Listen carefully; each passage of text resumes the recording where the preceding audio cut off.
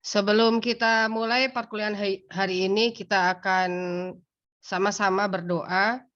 Bismillahirrahmanirrahim. Innal hamdalillah la haula wala quwata illa billahi wa mal walah. Asyhadu alla ilaha illallah wahdahu la syarikalah wa asyhadu anna Muhammadan abduhu wa rasuluh. Amma ba'd. Selamat pagi, salam sejahtera. Salam sehat mahasiswa semua. Pertama-tama kita panjatkan rasa syukur serta puja dan puji hanya kehadirat Allah Subhanahu wa taala yang atas nikmat dan karunia-Nya serta izin dan ridhonya kita bisa berjumpa lagi dalam keadaan sehat walafiat di mata kuliah Hukum Internasional pada kelas online. Ini kenapa kameranya ini? Aduh, bentar ya.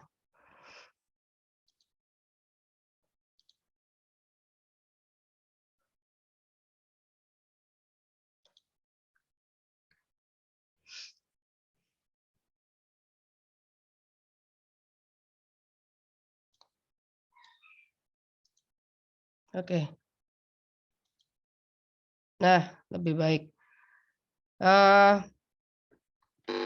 Mudah-mudahan perkuliahan hari ini berjalan dengan lancar, tidak ada kendala apapun, sehingga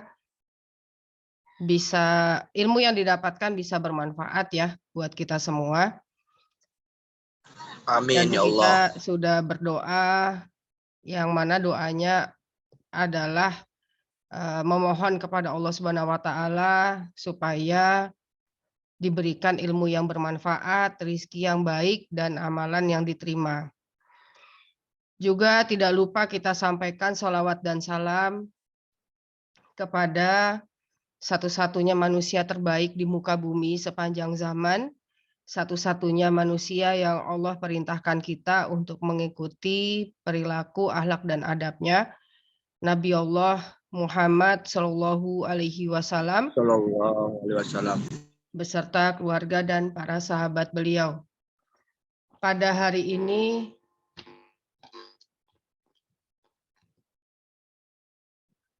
kita akan melanjutkan pembahasan mengenai Lex Fori dan Lex Cause serta Renvoy yang sudah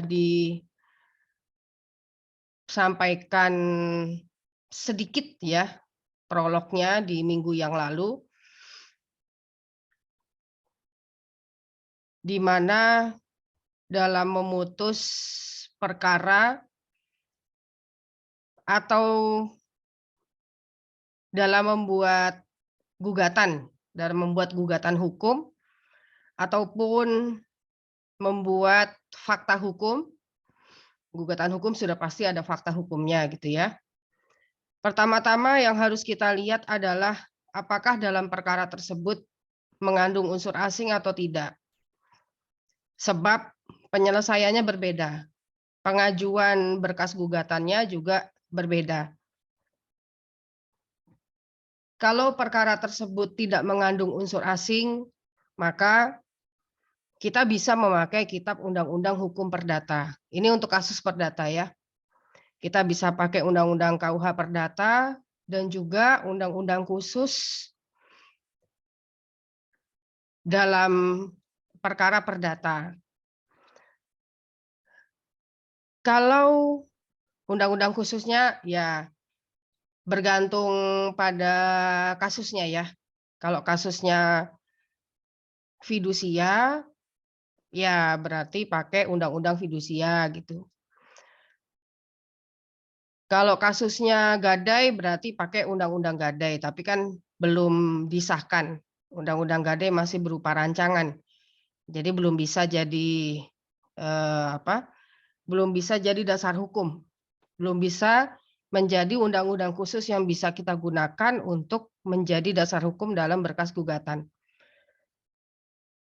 Jadi ya undang-undang khususnya bergantung pada kasusnya kasus apa.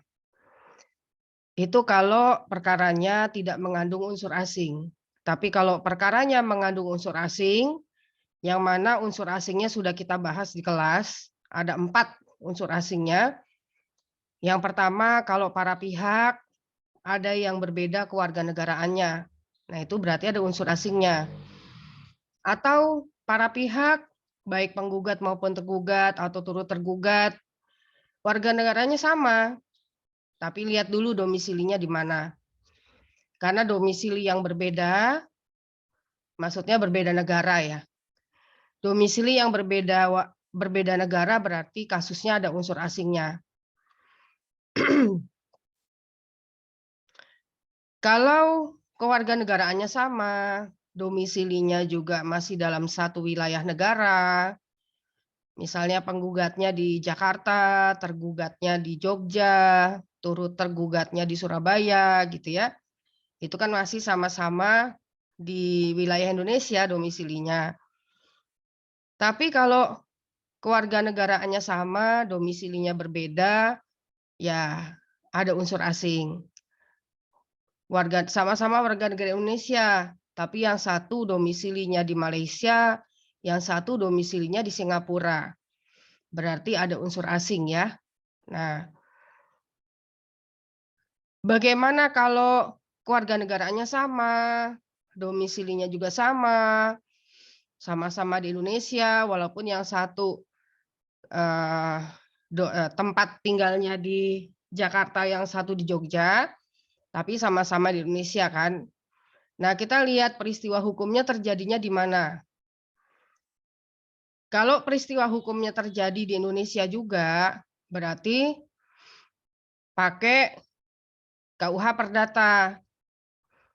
Kalau kasusnya tentang wan prestasi atau perbuatan melawan hukum dalam hal sewa beli atau fidusia yang populer di masyarakat dengan leasing gitu ya. Ya, diselesaikannya pakai KUH Perdata Indonesia dengan undang-undang fidusia. Nggak ada masalah kalau itu.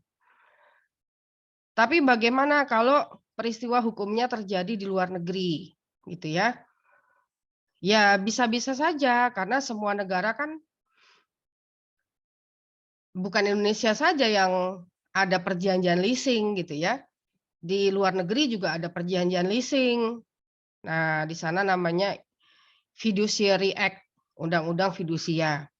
Nah, terus gimana kalau hmm, siapa namanya ya?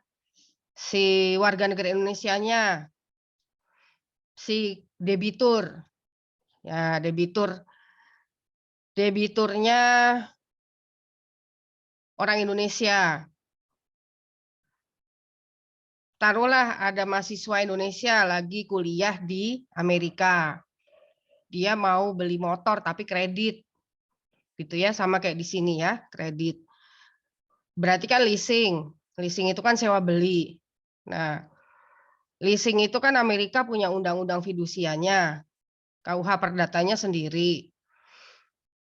Leasingnya sudah pasti sama badan hukum sana ya. Nah, kalau terjadi seperti ini, berarti kan peristiwa hukumnya terjadi di luar negeri, terjadi di Amerika. Debiturnya warga negara Indonesia, apa namanya, Suzuki-nya, PT Suzuki-nya ada di Amerika, walaupun itu perusahaan pusatnya ada di Jepang, tapi kan buka cabang di Amerika. Nah, kemudian si warga negara Indonesia-nya nggak sanggup lagi nyicil bayar, misalnya ya, tidak sanggup lagi menyicil bayar. Nah, ini seperti apa? Karena peristiwa hukumnya terjadi di luar negeri. Kalau terjadi seperti ini berarti ada 3 sistem hukum yang berlaku di sini. Yang pertama, hukum perdata Indonesia. Yang kedua, hukum perdata Amerika. Ya kan PT Suzuki motornya ada di Amerika, gitu ya. Peristiwa hukumnya di Amerika. Berarti ada unsur asing. Nah, ini kalau si warga negara Indonesia sebagai debitur, si lesornya, artinya dia yang berhutang ya. Kemudian tidak mencicil misalnya 3 bulan berturut-turut. Nah, ini bagaimana penyelesaian hukumnya? Karena kalau yang si orang Indonesia tunduk sama hukum perdata dan undang-undang fidusia Indonesia, kalau yang si perusahaan leasingnya karena dia bertempat kedudukan hukum di Amerika, ya dia tunduknya sama undang-undang fidusia Amerika, gitu ya. Peristiwa hukumnya terjadi di Amerika. Nah, dalam perkara seperti ini pakai hukum yang mana? Kan gitu.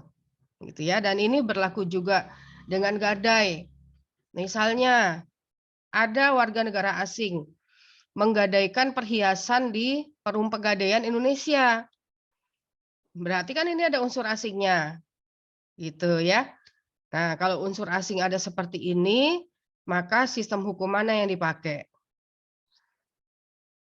Kemudian yang satu lagi itu ya, tempat kedudukan hukumnya berbeda negara. Yang satu ini kalau sama-sama badan hukum dan manusia dengan badan hukum gitu. Ya contohnya tadi debiturnya orang Indonesia, perusahaan leasingnya di Amerika. Nah, berarti ada unsur asing gitu ya. Seperti apa penyelesaiannya kan gitu.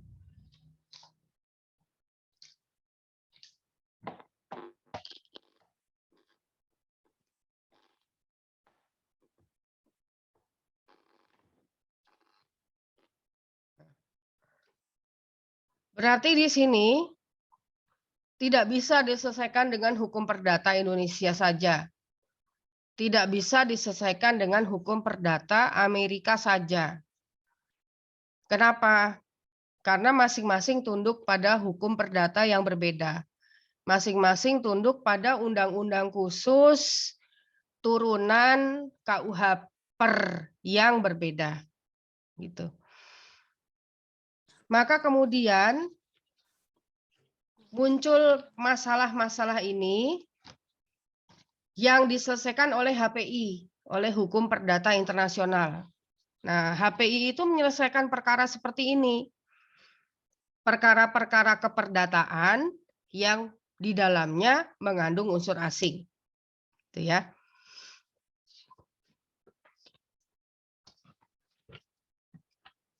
Berarti di sini ada 3 masalah yang muncul. Masalah yang pertama adalah pengadilan mana yang berwenang untuk menyelesaikan persoalan hukum yang mengandung unsur asing. Persoalan yang kedua tadi berkaitan dengan pengadilannya, gitu ya. Pengadilan manakah yang berwenang untuk menyelesaikan perkara yang mengandung unsur asing? Yang kedua, hukum mana yang harus diberlakukan untuk menyelesaikan persoalan-persoalan hukum yang mengandung unsur asing?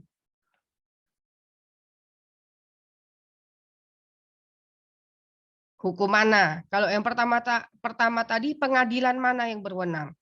Yang kedua, hukum negara mana yang harus diberlakukan?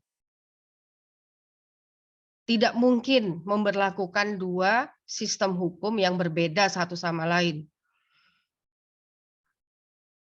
Harus menentukan salah satu. Baik kita sebagai penggugat maupun kita sebagai tergugat, maupun kita sebagai turut tergugat, gitu ya. Kalau pihak lawan dalam berkas gugatannya menuntut meminta majelis hakim menyelesaikan perkara ini dengan menggunakan hukum perdata Indonesia, maka sebagai pihak lawan kita harus tahu hukum perdata Indonesia ini kok dipilih sama pihak lawan, kenapa? Pasti menguntungkan dia. Gitu. Dipelajari dulu. Ya, pihak sana kan lawan kita. Gitu ya. Maka kita mencari hukum negara yang menguntungkan kita juga. Kan kita bisa bikin jawaban kan dari gugatan, kemudian ada eksepsi. Eksepsi itu jawaban dari tergugat kan. Nah, tergugat menjawab. Maka tergugat menjawab bahwa hukum yang harus diberlakukan dalam perkara ini adalah hukum Amerika misalnya. Gitu ya. Ini di pengadilan. Sekarang majelis hakim yang milih. Gitu. Majelis hakim milih yang mana? Hukum perdata Indonesia atau hukum perdata Amerika nih? Gitu ya. Kalau kasusnya kayak tadi tuh. Yang kredit motor orang Indonesia, kredit motornya di Amerika, gagal bayar. Berarti kan one prestasi. Diselesaikan di luar pengadilan, nggak bisa. Buntu, nggak ada jalan keluar. Akhirnya ke pengadilan. Masing-masing membujuk ya, menggiring pemikiran majelis hakim untuk menggunakan hukum negara yang dia mau, gitu ya. Menggiring pemikiran hakim untuk memilih hukum negara yang kita tunjuk, walaupun belum tentu majelis hakimnya menunjuk hukum negara itu, gitu. Nah, kalau kita mau menggiring pemikiran hakim itu memakai hukum negara yang kita tunjuk, berarti kita sudah tahu bahwa kalau pakai hukum negara Indonesia, hukum perdata Indonesia, itu menguntungkan kita sebagai penggugat, misalnya. Gitu ya. Nah, kalau dalam hal ini kan yang kredit motor itu orang Indonesia, berarti dia tergugatnya kan. Nah, penggugatnya kan si Suzuki yang ada di Amerika, menuntut pakai hukum perdata Amerika untuk menyelesaikan perkara ini. Loh, berarti menguntungkan si penggugat nih, hukum perdata Amerika. Kan kita begitu sebagai tergugat. Gitu kan. Kita cari tahu dulu menguntungkannya dari segi mana. Nah, kita lawan. Kalau kita lawan dengan hukum perdata negara yang berbeda, jangan ikut-ikut Amerika juga, gitu kan. Nah, kita dalam bikin jawaban eksepsi dari tergugat meminta majelis hakim untuk memakai hukum perdata Indonesia. Nah, gitu. Karena sudah pasti hukum perdata Indonesia kan menguntungkan warga negaranya sendiri kan. Nah, gitu kan. Ketika negara itu membuat peraturan perundang-undangan, tujuannya adalah melindungi kepentingan warga negaranya itu. Nggak boleh sebuah undang-undang itu menimbulkan kerugian bagi warga negaranya. Kalau sampai ada undang-undang yang menimbulkan kerugian bagi kita, warga negara Indonesia, kita gugat ke Mahkamah Konstitusi. Nggak boleh. Gitu ya. Nggak boleh, tidak boleh bagi negara membuat peraturan perundang-undangan yang isinya menimbulkan kerugian bagi warga negaranya sendiri. Apakah ada kemungkinan memangnya negara bikin undang-undang yang menimbulkan kerugian? Ya bisa. Bisa, undang-undang itu kan yang buat manusia. Segala macam buatan manusia itu kan tidak sempurna. Demikian juga undang-undang. Ada undang-undang yang menimbulkan kerugian bagi warga negaranya, ada. Nah, warga negaranya jangan diam aja kalau dirugikan oleh undang-undang. Minta undang-undang itu dibatalkan. Kenapa? Karena merugikan saya sebagai warga negara Indonesia. Itu, ya. Nah, jadi seperti itu ya triknya. Itu masalahnya yang pertama tadi adalah pengadilan mana yang berwenang untuk mengadili perkara yang mengandung unsur asing. Kalau di Indonesia, terhadap perkara-perkara keperdataan yang mengandung unsur asing, itu wilayah wewenangnya Pengadilan Negeri Jakarta Pusat. gitu ya.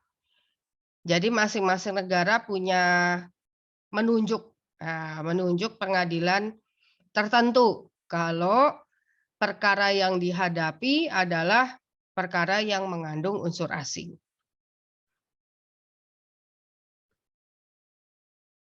Kalau Indonesia menunjuk Pengadilan Negeri Jakarta Pusat. Kecuali nanti kita sambung lagi ya. Kecuali objek sengketanya itu adalah benda tetap.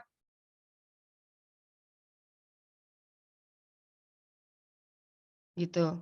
Bisa dipahami ya?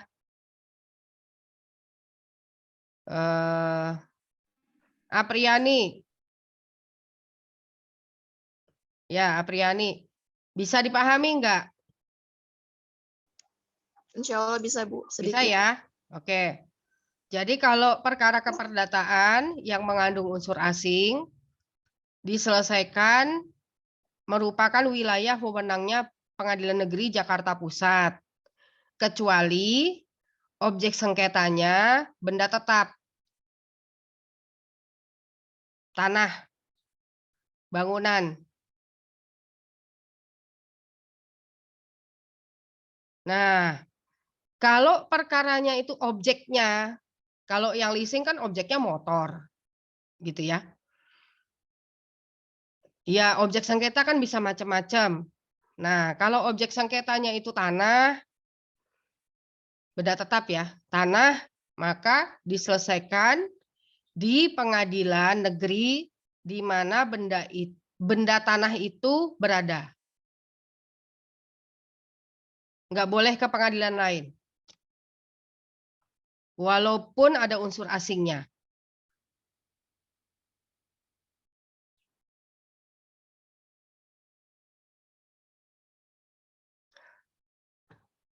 Ada pertanyaan sampai sini? Silakan. Izin nanya, Bu. Ya, silakan Ahmad. Minggu lalu waktu kita offline, saya ketinggalan bertanya, Bu. Jadi yang kemarin tentang paket yang kita misalnya ada kerusakan di paket kita atau ada bencana di paket kita kan mengajukan kerugian nih, Bu. Nah, yang saya tanyakan apakah ada minimal kerugian sehingga kita bisa mengajukan mengajukan ganti rugi ataukah di hukum internasional itu diatur, Bu, sehingga diatur sehingga dunia semua dunia Sepakat memakai gitu aturan maksudnya. itu. Sepakat misalnya berapa ya triliun gitu. Terima kasih, Bu. Sama-sama. Kalau minimal ganti rugi dalam bentuk nominalnya ya, apakah dolar, apa rupiah, apa pound sterling gitu ya, itu tidak ada kesepakatan. Tidak ada kesepakatan berapa jumlahnya. Namun di masing-masing acara perdata negara itu kan berbeda-beda. Kalau kesepakatan yang berbentuk konferensi internasional itu nggak ada. Tidak ada. Tapi dalam beracara perdata harus mencantumkan nominal kerugian. Penggugat itu harus mencantumkan nominal kerugian sesuai dengan jumlah kerugiannya. Jadi nggak boleh kurang, nggak boleh lebih. Gitu ya.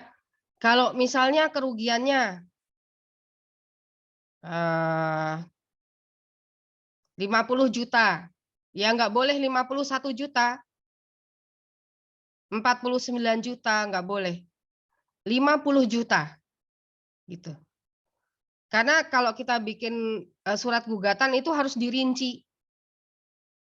Gini ya, saya kasih contoh gini. Tapi ini yang hukum perdata biasa ya, yang perdata biasa. Bu Nizla beli mesin cuci 5 ke Tokopedia. Nah, udah bayar lunas nih semuanya ya, tinggal datang gitu. Nah, karena sesuatu hal di luar force majeure, di luar overmah. Kalau overmah kan pihak yang wan prestasi tidak bisa dituntut ganti rugi. Ya, di luar itu ya, wan prestasi ini. Tokopedia nggak ngirim barang itu. Ini 5 mesin cuci ini mau digunakan oleh saya untuk bisnis laundry. Terlambat datangnya. Mesin cucinya baru datang 3 hari setelah 3 hari atau 5 hari lah kita taruh ya, 5 hari mundur dari yang sudah diperjanjikan. Berarti kan saya menderita kerugian. Itu mesin cuci buat bisnis laundry itu. Dari satu mesin cuci yang kapasitas 8 kilo, saya mau belinya 8 kilo kan, ada 5 mesin cucinya. Kapasitas 8 kilo itu saya bisa mendapatkan untung dari bisnis laundry itu dalam sehari bisa 5 kali giling. Berarti 8 kilo kali 5, gimana tuh? 8 kilo bisa 5 kali giling. Ya kan? Berarti 8 kilo kali 5 kali gitu. 8 kilo dikali 5 kali giling. Gitu kan? 40 kilo, Bu. 40 kilo dikali 5 mesin cuci. Coba. 40 kali 5. 200 kilo kan? Sehari. Ini terlambatnya 5 hari. Ya udah dikali 5. Gitu loh. Dikali 5 dikali 7.000. 1 kilo kan 7.000. Dapatlah jumlah itu. Jadi harus dirinci kayak gitu kalau ngajuin berkas gugatan. Gitu ya. Bahwa penggugat menderita kerugian sejumlah dengan perincian sebagai berikut. Nah gitu. Jadi kita nggak boleh ngarang-ngarang. Harus betul-betul sesuai dengan jumlah kerugian yang kita derita. Terus, Maaf Bu, ya, Siti. berarti kalau kerugiannya itu berarti kerugian materialnya harus dirinciin juga ya Bu ya? Oh iya, kan kerugian itu ada material sama imaterial. Yang material itu betul-betul sesuai dengan apa yang kita derita kerugiannya. Terus gimana dong dengan pelanggan yang lari? Kan gitu. Mau masukin cucian, waduh mesin cucinya belum datang. Gitu kan. Wah, ya udah saya pindah ke tempat yang lain. Nah, tuh coba. Itu kerugian itu imaterial. Itu juga harus dihitung, tapi tidak rinci. Gitu ya. Maka kerugian imaterial yang diderita oleh penggugat sebagai akibat dari rusaknya reputasi penggugat sebagai usahawan laundry, larinya konsumen ke usahawan yang lain, apalagi sebutin gitu.